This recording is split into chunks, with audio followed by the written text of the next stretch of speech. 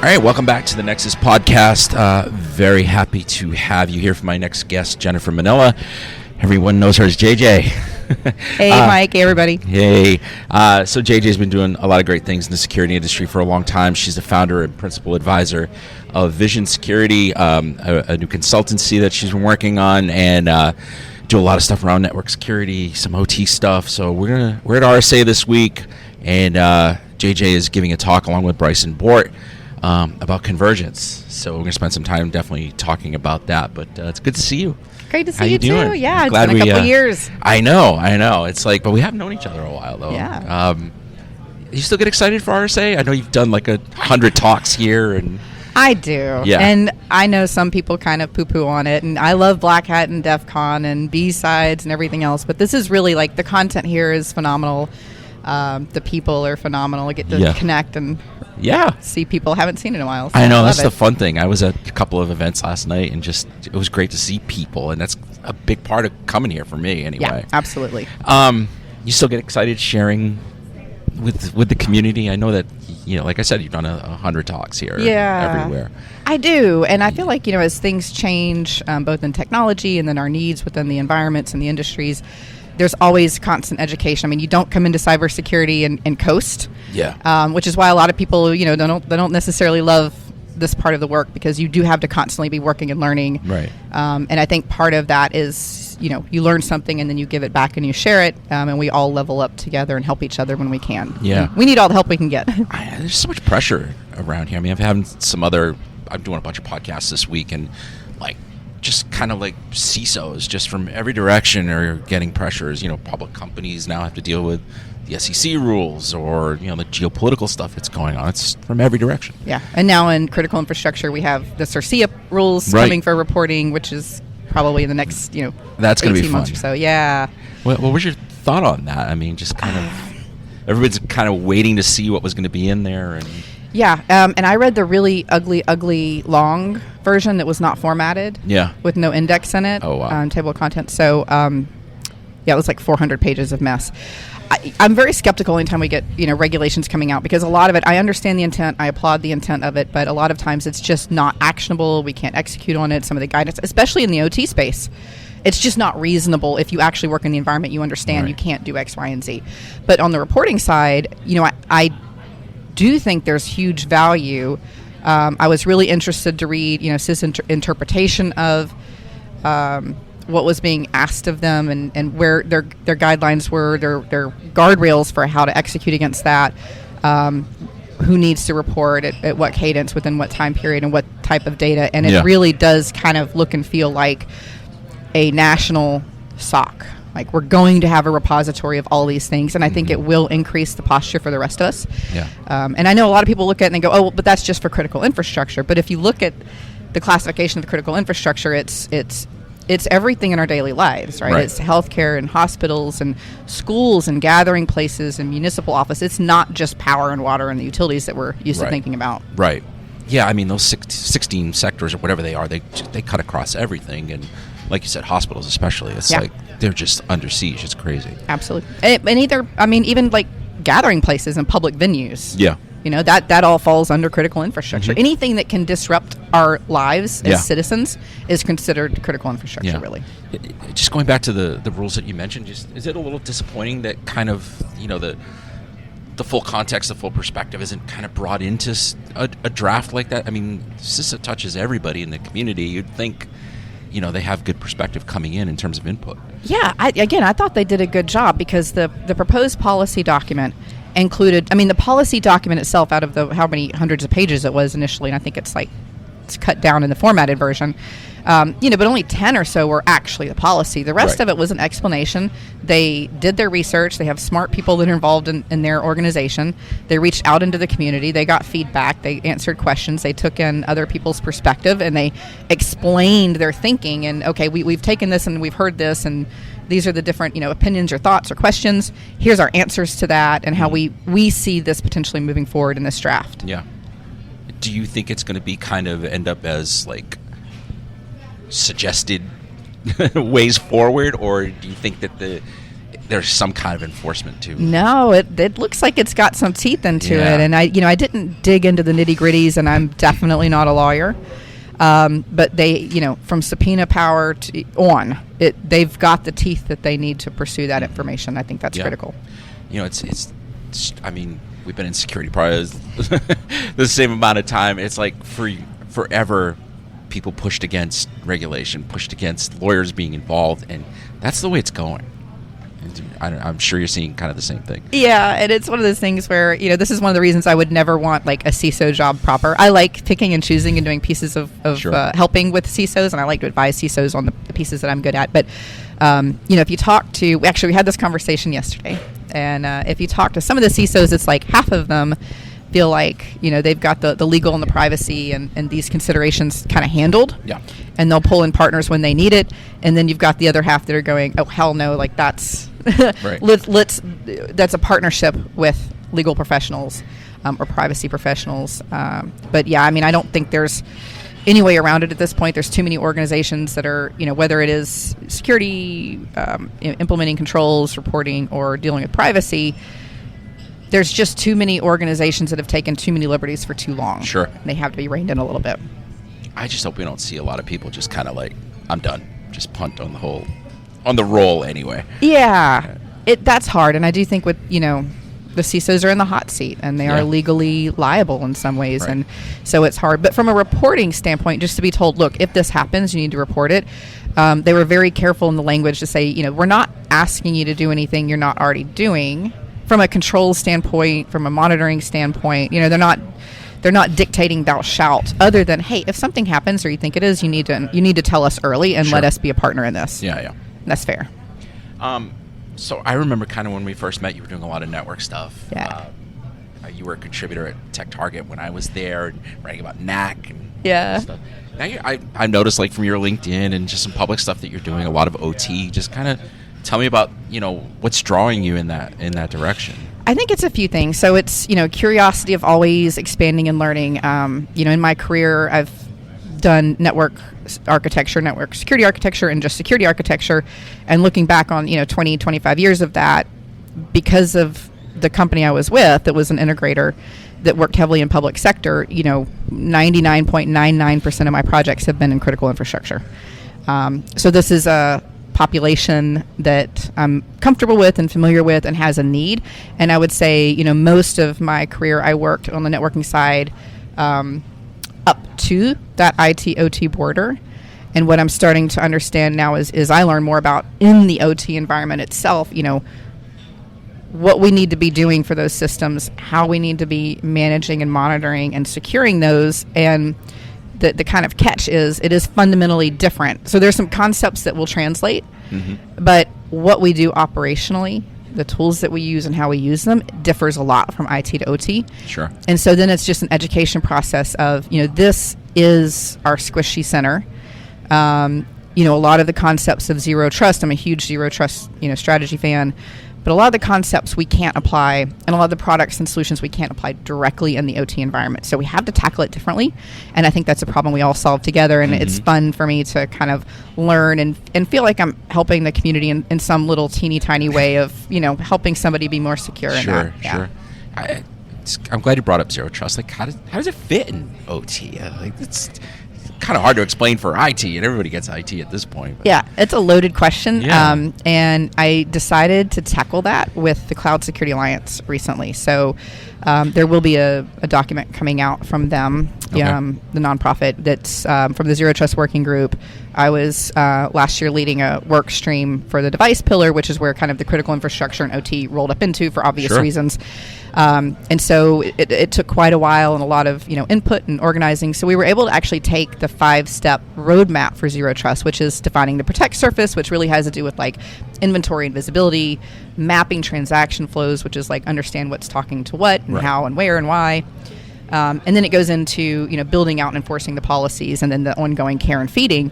So we were able to take that model that the CSA had already standardized on for Zero Trust, and then pull in the OT specific pieces from other models, because why reinvent the wheel? So ISA 62443, which already defined, ISA 99, which already defined kind of the zone and conduit model, pulling from kind of Purdue type of architecture.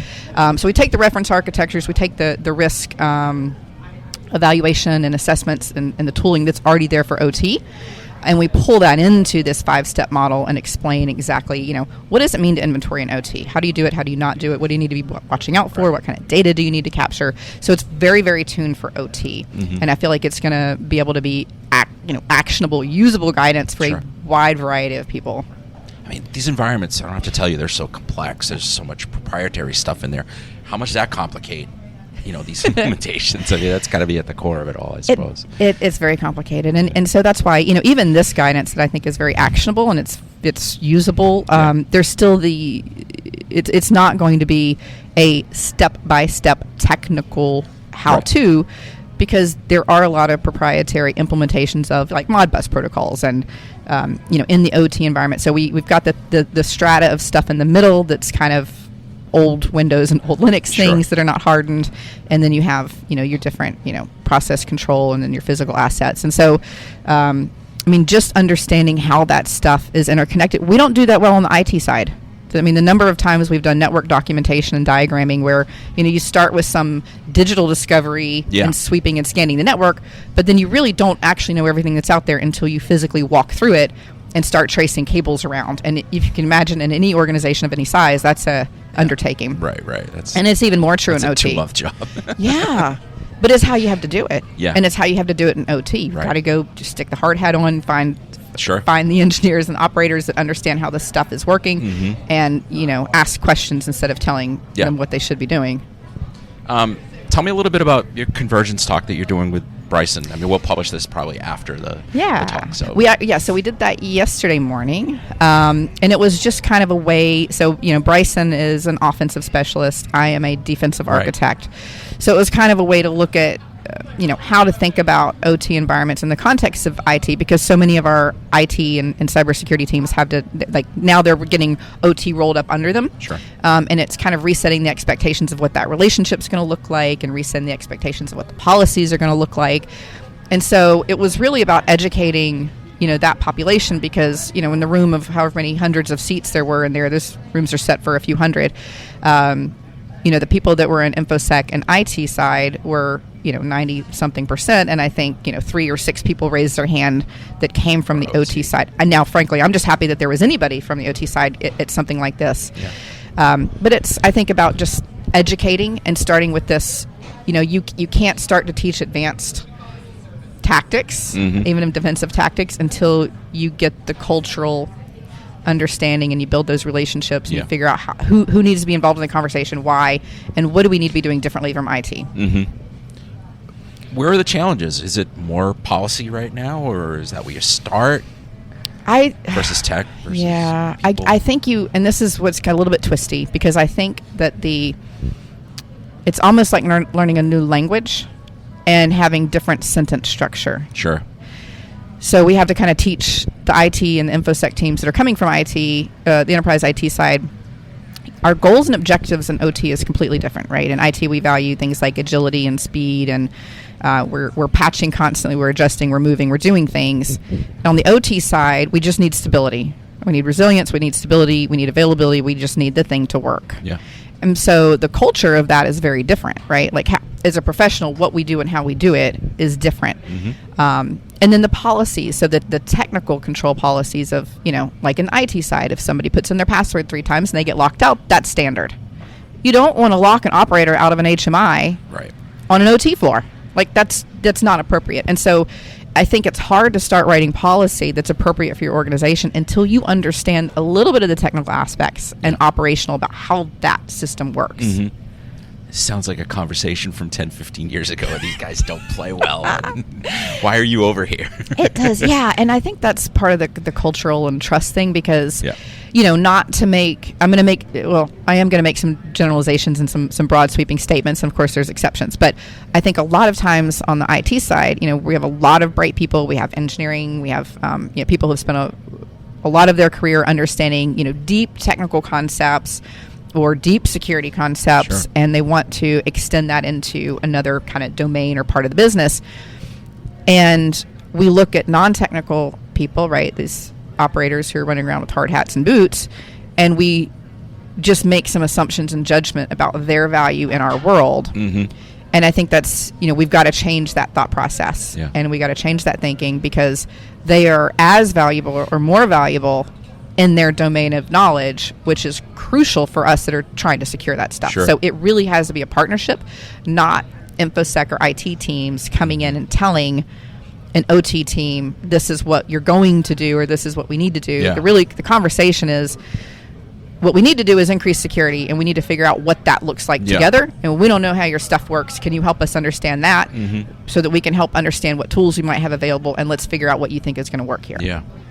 Are there still eye openers, like on the IT side? Are they realizing that there's OT everywhere? You don't have to be a manufacturing company or a power plant or whatever. Yeah, and the rainbow of fruity OT flavors is pretty broad, because we've got everything from the utilities and power generation, distribution, and water to manufacturing, and that looks different.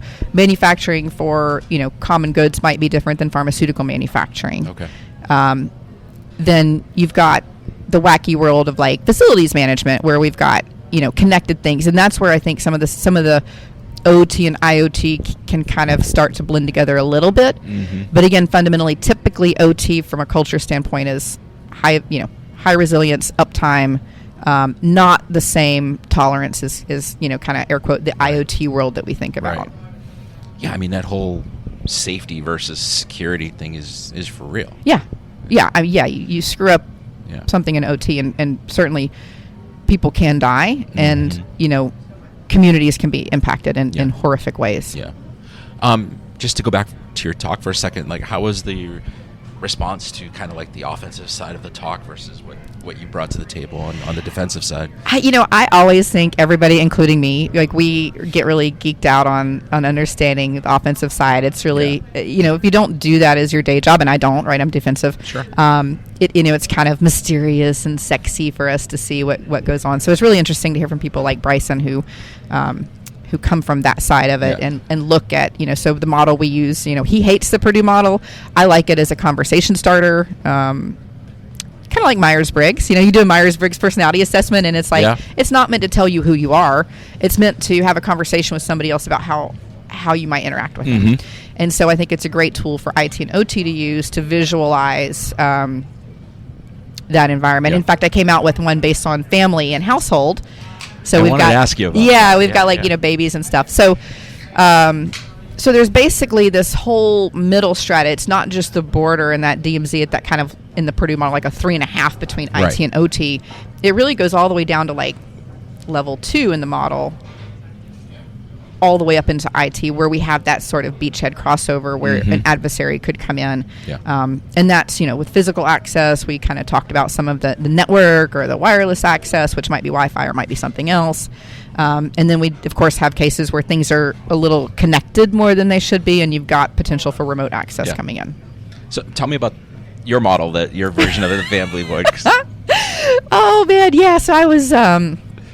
I don't remember who I was talking to. I was on a consulting call with the client and kind of trying to explain this. And they were asking some really great questions that got me kind of thinking. And I think it finally at some point I said something like, well, it's like a kid or a child, right, or a baby, where it's precious to you. You care about it, but it can't defend itself. Right. You're not going to hand a toddler a knife or pepper spray or a gun right.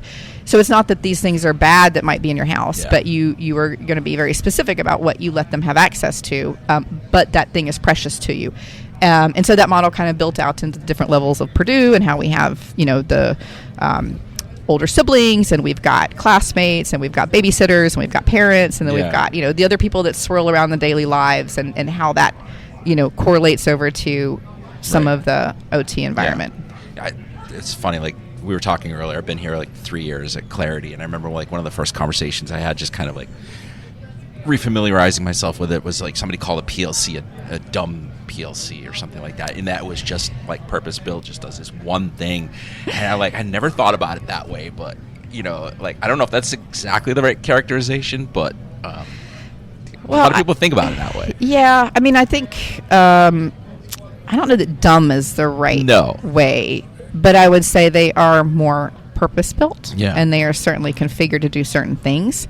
But like anything else, they can be reconfigured to do things that you don't want them to be to be doing, which is, so an attacker, and there's certainly, we've seen, some of the recent frameworks for attacking OT specifically, which exploit that vulnerability specifically, right? So I think we have to, they're not so dumb that they can't be used as an adversarial tool in a living off the land attack. Right. But they're not equipped to defend themselves. Yeah. It's kind of scary that some of these APTs are kind of like really honing in on OT. I mean, we're seeing it in Ukraine for obvious reasons, but it's a different environment. Yeah. It's becoming a different environment. It is. And it's been creeping in here for years now, and it's like the death by 1,000 paper cuts almost. I'm just waiting for, I don't know if we're going to bleed out or somebody's going to bandage this up soon. I know, the administration's trying to, I applaud them for what they're trying to do, but it's like, bill after bill and statement after statement of let's do something better. And there's all these little pockets of guidance now that's, I think, really hard to follow. Right. And organize. But, we're in a situation where we've got different nation states attacking our infrastructures in different ways. And we've got, cranes sitting there with remote access and modems connected to China that aren't supposed to be there. We've got other things that are being attacked where they're getting, logical and physical adjacency to other critical infrastructure through just people's home routers. Right. So we've just got to do a better job. And it's not, I think, if nothing else, this kind of proves that it's not, we can't just tackle one little piece of the puzzle. It is systemic. It is holistic. Yeah. We can't just go secure the PLC over here or go secure the HMI over there. We really have to tackle this as a whole community and a whole nation and do better. Mm-hmm. Just to go back to the Convergence conversation for a second, if you hear IT people kind of rebelling against it, how do you kind of sell them on it? Or I know a lot of them don't have a choice. Yeah. And I don't know that the IT people push back. I think. Okay. And again, maybe I just haven't seen that yet. Now maybe they're not going to, maybe they won't intuitively give it the attention that they should.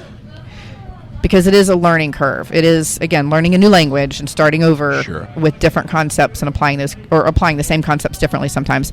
But I think the OT side is where we need to build some bridges, because we probably, in a lot of organizations, I've seen that the IT side hasn't really done themselves a lot of favor in garnering those relationships and garnering trust and building that, and it has not been positive. So, this is a time to everybody lay the cards on the table, walk in there and go, you know what, we have not done a good job of this before. Right. We've made some mistakes. Let's just start over. How can we help? Is it just a matter of kind of like they haven't seen practical attacks against PLCs or their kind of side of the house, and until on the OT side? Yeah. Until they do, it's not real, or... a long time ago. Yeah. In a land far, far away, I remember doing quite a bit of utilities and especially some telecom consulting. And a lot of the conversation coming from those people at that time was, well, to attack this network, you would need some very specific knowledge about this platform, this product. And you only get that knowledge if somebody who's doing it trains you on that, and therefore we're not worried about it. Okay. And, Google was already around at that point, and even, several of us would try to prove the point. Let me do a quick Google search for you, and you can find the documentation for this equipment. But that wasn't even enough of a... So I think we have some misconceptions, but I also think in the OT space, that's not what they've been told to worry about. Mm-hmm. They've been told to keep it running. Sure. It's not their job to think about security. It's not their job to do IT networking. Right. So I don't think it's that they don't care about it. I think that they've just had, not that they've put blinders on, but they've been marching forward towards something. Yep. And that's not their day job. They're marching forward towards just keeping things going and making it work. And then now they're being told, okay, we need to do this differently. Yeah. All right, before we wrap up, I know you're doing another talk around resilience here at RSA. Just kind of your experience in terms of like what are you seeing organizations investing in, for example, to build resilience, to build kind of these networks that'll stand up to an attack? That's an interesting question. I think it varies, and I think some organizations, especially in the financial sector, have figured this out pretty well, Sure. right? Because all of our credit cards and our debit cards work all the time. Right. But there was a time when that wasn't true. And I think the rest of the organizations are figuring that out. I think, the example we use is kind of like a colonial pipeline type of example to understand this sort of, again, systemic. Everything is so connected now, not just connected in the digital sense, but also connected to each other. So there's this domino effect if one thing fails, like we saw. I live in North Carolina. When the Colonial Pipeline attack happened, it was devastating where I was. Our kids, I don't have kids, but the people that have kids there had just gone back to school from COVID, right? Everything had shut down for months. They had been back at school after COVID for just a few weeks, and then the buses had to stop running again because we didn't have gas. No fuel, yeah. Yeah. And then it started to impact emergency services as well. And, that's a huge problem. When we saw a few years ago, like NotPetya hit, Maersk Shipping and Merck Pharmaceutical around the same time, I think the estimation was that 20% of the world's commerce came to a screeching halt for a period of time. Yeah. Of the world's commerce, not one industry, not one country. So that's huge. And I think that, resilience, it speaks to, okay, stuff's going to happen. And it's not a on or off, working, failed. We have to figure out how to work in that impaired state and be methodical about it from a business context. So if you take, something like a pipeline example, it's okay, who are our critical customers? Or who are our customers? Let's just start grouping them together. Yeah. And then what is the impact if this customer does or does not get the fuel? Right. So in the example, we took from the operational resilience framework that came out, it's their example, not mine, but I really like it. One example is that the airports, we might need airplanes to run, but the airports will have a pretty good stockpile of gas and fuel for the planes. Consumer might be a lower priority than commercial, where we've got like emergency response, bus, public transportation. Sure. But if the consumers can't get gas, then there's panic, which is its own problem. Mm-hmm. And so those are rated very high customer groups. So then it's, okay, well, what does an impaired state look like? And in this example, there were, four tiers of impairment.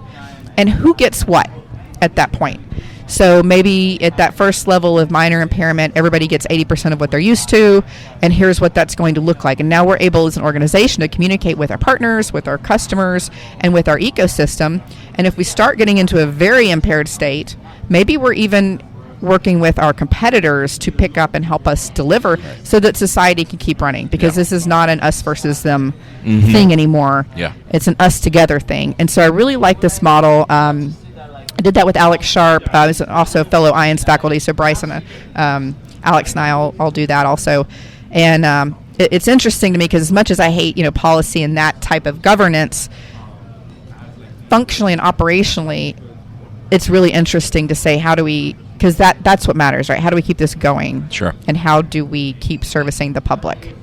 So I like that story, and I like approaching it from, okay, now these people who make policy have told us to do something, and then I'm the person that works with the teams to figure out how do we actually do it, especially on the technical side. Yeah. How much of this rolls up to the board level, for example? Are they asking the right questions or making the right demands? I think it needs to not only roll up from the board level, I think it probably needs to come down from the board level. Because again, if there's a security play in this, and there's a societal impact to be considered for a lot of the industries, but then there's also just commerce.